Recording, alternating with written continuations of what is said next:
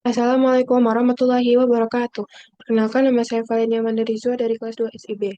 Di pertemuan 13 kali ini, saya akan membuat video tentang materi REST API.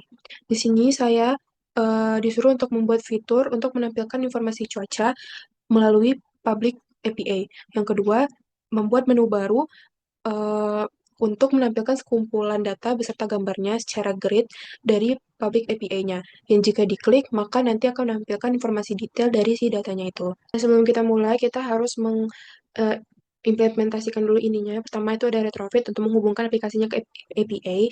Jadi kita bisa ambil data dari server. Nah, yang kedua itu ada converter JSON itu supaya data JSON itu dari server bisa langsung diubah jadi objek Kotlin. Nah, yang ketiga, yang terakhir itu ada Kotlin Coroutines, yaitu biar proses datanya itu diambil tetap lancar. Selanjutnya di sini saya memiliki package eh, Twitter Response yang dimana di sini saya mempunyai data class namanya Twitter Response, yang dimana Twitter di sini berguna untuk eh, yang isinya itu ada daftar kondisi cuaca, misalnya lagi hujan, berawan, atau lagi cerah. Nah, di sini ada main. Nah, main di sini itu gunanya untuk info utama, kayak suhu. Nah, di sini saya juga ada description-nya. Di sini ya pasti berguna untuk menyimpan deskripsi cuacanya, misalnya lagi hujan, hujan ringan, cerah, dan sebagainya. Nah, selanjutnya di sini saya ada temp.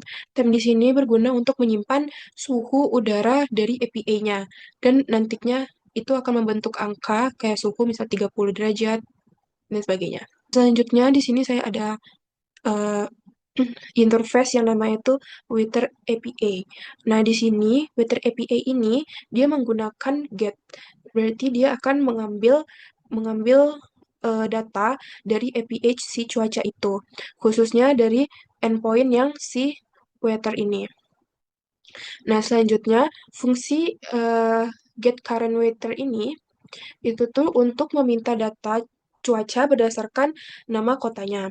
Di sini ada beberapa parameter yang akan dikirim ke API, yaitu di sini ada key di sini kayak diinisialisasikan itu sebagai kotanya. Ini di sini ada city, string, terus di sini ada epid, epk, terus string juga, dan juga ada units untuk satuan suhunya. Di sini saya menggunakan metrik supaya nanti hasilnya itu bisa Celsius sesuai dengan suhu. Nanti hasilnya itu akan dipanggil dan dipanggil di sini akan memanggil si weather response-nya itu eh, agar bisa nyambung ke API cuacanya dan menampilkan suhu serta deskripsinya nanti. Saya menambahkan menu suhu itu ada di sini. Ini saya tuh menyiapkan dua text view untuk menampilkan cuaca. Yang pertama, cuaca dan suhu. Nah, juga saya akan menyiapkan API-nya dari OpenWeather agar aplikasinya ini bisa terhubung dan akan mengambil cuaca dari internet. Nah, selanjutnya di bagian ini tuh saya menghubungkan komponen text view yang tadi dari layout XML ke kode Kotlin-nya. Lalu di sini saya juga ini yang r.id, weather info, dan weather temp itu adalah ID dari komponen yang saya buat di file fragment fragment profile XML-nya. Nah, lalu dengan si find view by ID itu akan dapat mengakses dan mengubah isi text view itu dari Kotlin. Nah, selanjutnya ini untuk mengambil datanya. Mengambil datanya ini itu tuh di sini memanggil fungsi getWeather-nya, lalu dia akan mengambil data cuaca dari API-nya. Nah, di sini ada Depok ID, itu merupakan nama kotanya. Selanjutnya, setelah datanya nanti diterima, maka suhu dan deskripsinya akan dimunculkan di text view yang saya buat tadi. Nah, selanjutnya ini ada nge-return. Return ini akan mengembalikan tampilan view yang sudah saya siapkan tadi agar ditampilkan ke si ke layarnya. Nah, selanjutnya itu ada di bagian retrofit client instant get recurrent Twitter City APA ini, itu tuh pemanggilan APA menggunakan retrofitnya itu. Nah, di sini saya mengirimkan eh, nama kota dan APA key-nya. Nih, nama kota dan API key-nya. Lalu, fungsi ini akan mengakses data dari cuaca yang dari internet tadi dan menjalankannya di latar belakang supaya aplikasinya tetap berjalan secara normal. Lalu di bagian if response ini, nah di sini itu tuh saya ngambil isinya tuh dari si respon APA lalu saya tampilkan ke layar.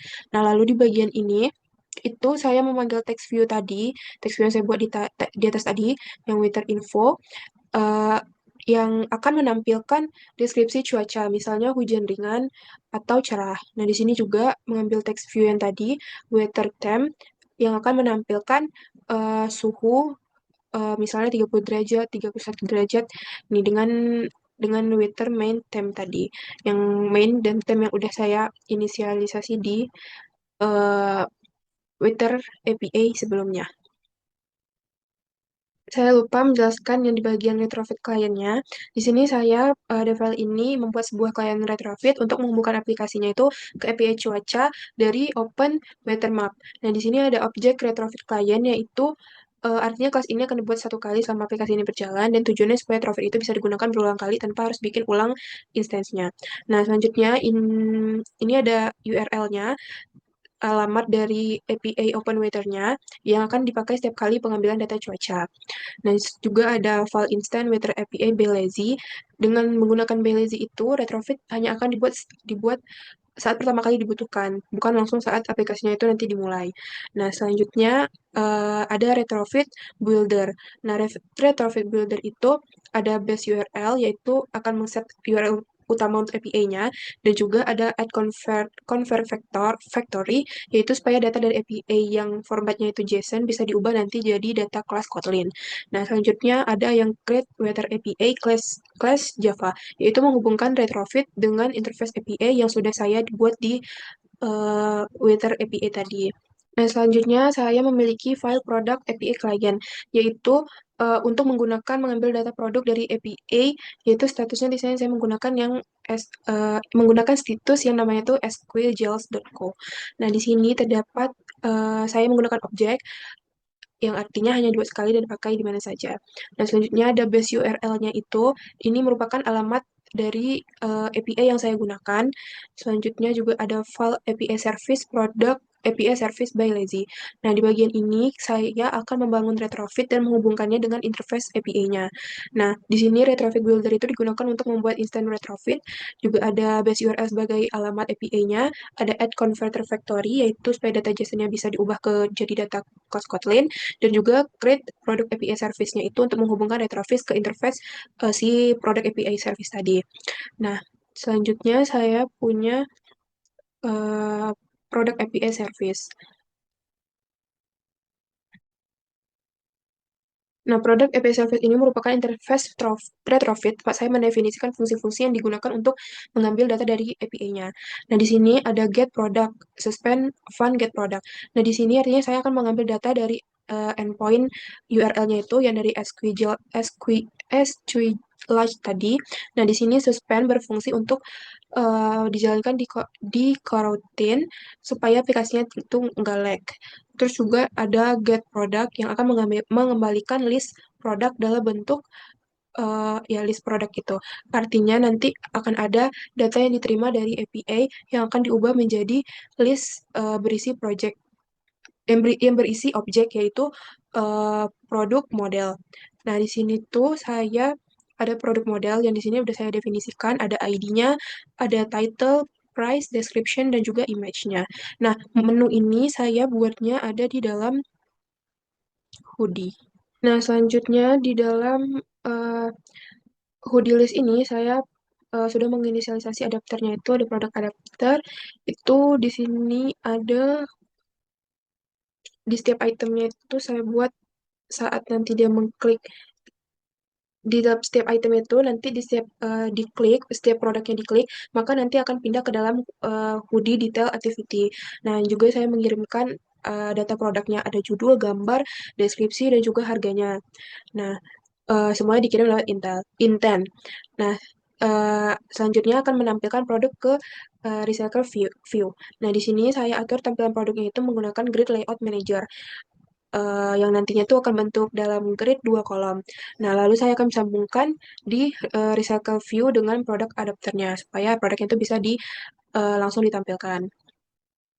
Selanjutnya di bagian override fund load produk ini itu tuh em, saya menggunakan live scale scope launch itu untuk menjalankan prosesnya, lalu juga mengambil file produk itu mengambil data dari API-nya. Di sini ada get product yang berfungsi untuk yang sudah didefinisikan sebelumnya di produk API service.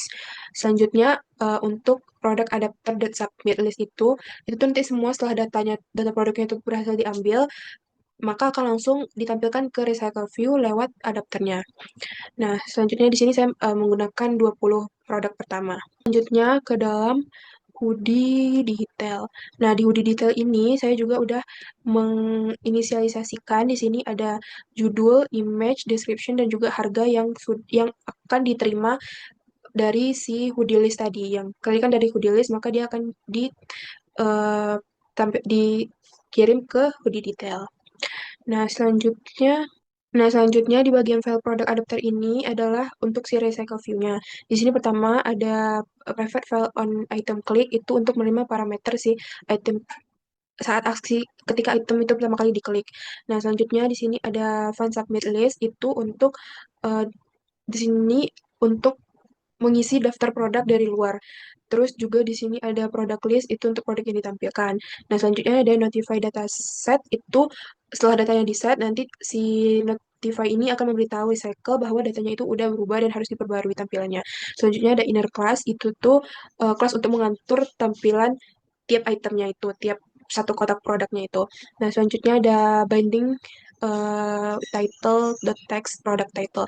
Ini itu tuh untuk mengatur judul produknya, terus juga untuk mengambilkan gambarnya menggunakan glide, terus juga ada card. Kalau yang diklik, fungsi dari on item klik produknya itu akan terpanggil. Nah, selanjutnya di sini ada override fund on create view holder. Itu tuh berguna untuk eh, membuat tampilan baru dari item produknya itu. Layoutnya itu nanti diambil dari item hoodie.xml yang udah saya buat. Terus juga ada override fund by bind view holder itu untuk mengisi data ketampilan yang sudah dibuat berdasarkan produk list. Selanjutnya ada get item code itu untuk menentukan berapa banyak item yang akan ditampilkan ke dalam layarnya. Selanjutnya eh, ini item produknya. Begini tampilannya nanti kalau misalnya dia untuk dicek detailnya akan ada gambar juga namanya dan juga harganya. Selanjutnya yang hoodie. Nah, seperti ini tampilannya. Selanjutnya untuk XML-nya di bagian hoodie list ini juga menggunakan recycle view. Nah, coba kita jalankan. Nah, untuk di bagian menu cuacanya, di sini saya letaknya di bagian profile. Nah, di bagian profile itu maka dia akan ada jenis cuacanya itu ada sekarang broken clouds dan juga suhunya sekarang itu ada 31,94 derajat Celcius. Nah, untuk di bagian albumnya itu saya buat di bagian hoodie ini. Nah, dia akan menampilkan list-list produk-produk. Nah, ini. Nah, jika diklik produknya, maka akan menampilkan detail dari produknya itu. Di sini ada gambarnya, terus juga ada deskripsinya sedikit dan juga ada harganya. Sama seperti yang lainnya juga seperti itu. Ada gambar, deskripsi, dan juga harganya. Baiklah, mungkin hanya itu yang dapat saya sampaikan. Mohon maaf atas segala kekurangannya. Assalamualaikum warahmatullahi wabarakatuh.